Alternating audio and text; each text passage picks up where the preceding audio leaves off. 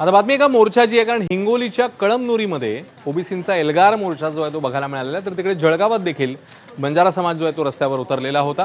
त्यामुळे एकीकडे प्रमाणपत्रांचं वितरण तर दुसरीकडे ओबीसींचा हा एल्गार मोर्चा पाहायला मिळतोय। लक्ष्मण हाके, नवनाथ वाघमारे यांच्यासह ओबीसी समाज बांधव मोठ्या संख्येने हिंगोलीच्या या मोर्चामध्ये सहभागी झालेले। दुसरीकडे जळगावात बंजारा समाज रस्त्यावर उतरला।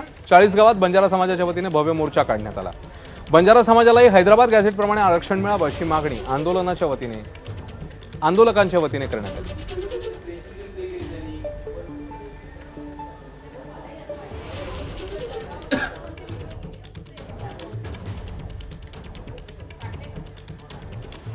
तर लक्ष्मण हाके या मोर्चानंतर काय म्हणाले नेमकं बघूया।